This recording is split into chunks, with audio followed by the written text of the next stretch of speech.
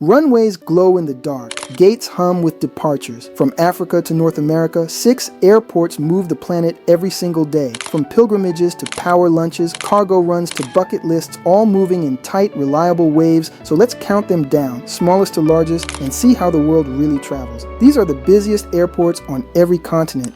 In 6th position, Africa, Cairo International Airport, Egypt. Cairo is Africa's heavyweight and its momentum story. In the most recent full year, it welcomed about 28.8 million passengers, more than any other African gateway. What powers that rise? Location for one. Cairo sits at the hinge of Africa, the Middle East, and Europe, so flights fan out in 3 directions and return in reliable waves. Terminal 3 anchors the network with Egypt Air and partner airlines, making connections feel routine and predictable. The real engine is variety, religious travel that surges seasonally, tourism drawn to the Nile and the Red Sea, and business routes that knit North Africa to the continent and beyond. With parallel runways and a layout that keeps transfers tight, Cairo has rebuilt trust in its timings, and when travelers trust a schedule, they come back. As more secondary cities plug into Cairo's web, Africa's map feels a little smaller and a lot more connected. On the ground, the rhythm is simple. Short domestic links arrive first. Regional flights layer over them and long-haul departures close the loop. That cadence means fewer awkward layovers and more trips that fit the clock, which is exactly why Cairo's growth looks durable, not just seasonal. In 5th position, Oceania, Sydney Kingsford Smith Airport, Australia. Sydney is the front door to Oceania and a masterclass in doing more with less space. About 41.5 million passengers flowed through in the latest year, leading the region by a clear margin. Sydney's secret is frequency. The Sydney-Melbourne shuttle ranks among the busiest air corridors on Earth, with departures ticking like a metronome from early morning to late evening. That constant domestic heartbeat feeds long-haul departures to Southeast Asia, the Middle East, and North America. Airlines love hubs that deliver dependable connections. Passengers love airports that feel predictable. Sydney manages both.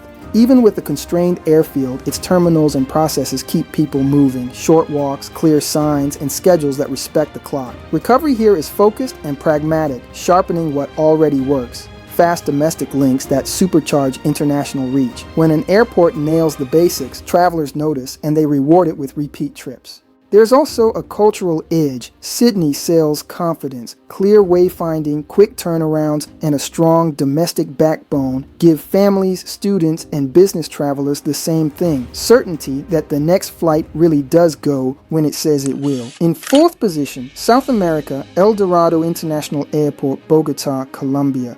Perched high on a plateau, Bogota has become a quiet powerhouse. About 45.8 million passengers used El Dorado in the most recent full year, topping South America and, crucially, leading Latin America as a whole.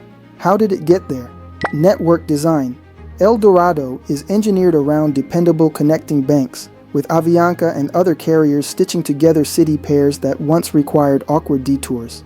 Northbound flights pour in from Lima, Santiago, and Sao Paulo, then spill out to Miami, Mexico City, New York, and Madrid, and back again in steady waves. A strong cargo footprint stabilizes frequencies and helps justify more passenger flights.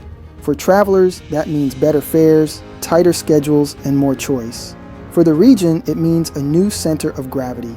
Bogota is no longer just a step on the way. It is the hinge that makes the whole map feel easier to use. Operating at altitude demands precision. Longer takeoff rolls, well-timed banks, and smart fleet choices, but the payoff is reliability above the clouds.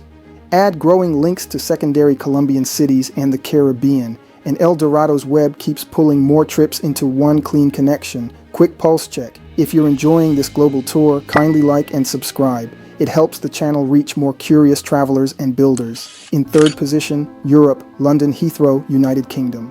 Heathrow is a study in precision. With just 2 runways, it still handled roughly 83.9 million passengers in the latest year, reclaiming the top spot in Europe. The magic is not sprawl, it is orchestration. Heathrow thrives on banked schedules that align short-haul European feed with long-haul departures to North America, the Middle East, Africa, and South Asia. Alliances matter here. coordinated timetables, shared lounges, and aircraft swaps that keep the day running even when weather or air traffic squeezes. For the traveler, the result is choice. More departures to more places at times that make sense. For airlines, it is yield in a slot-constrained environment where every movement has to count. Heathrow proves constraints can become advantages when an airport uses them to sharpen quality and reliability. It is not the widest runway map, it is the most finely tuned. Listen to the day's music. Long-haul arrivals touch down at dawn. European feeders build through midday, and the afternoon transatlantic push lifts London back into the American time zones. It's choreography, tight, repeatable, and incredibly effective. In second position, Asia, Dubai International, United Arab Emirates. Dubai is what happens when geography meets ambition and both get 24-hour permission to fly. About 92.3 million passengers use DXB in the latest year, a personal best and a continuation of its long-running dominance in international traffic. The advantages stack neatly.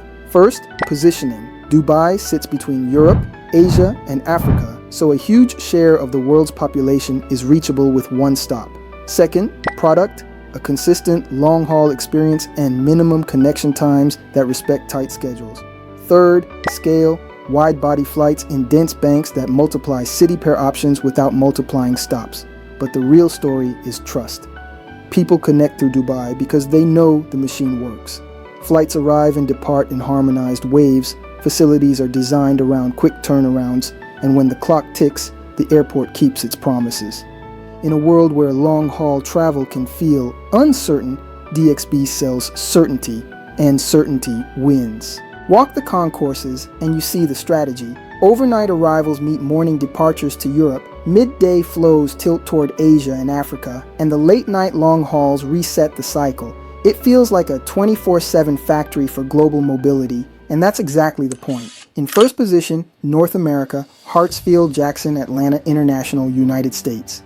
The number one spot is no surprise, but the magnitude still lands like a jumbo jet.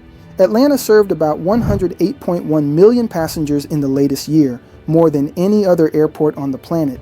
It is Delta's mega hub and a masterclass in hub and spoke design. Picture 5 parallel runways handling steady arrival and departure banks, mirrored concourses linked by an underground train, and gate operations tuned to the minute.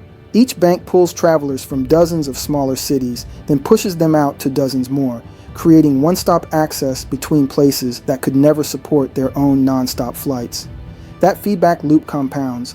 More flights create better connection options.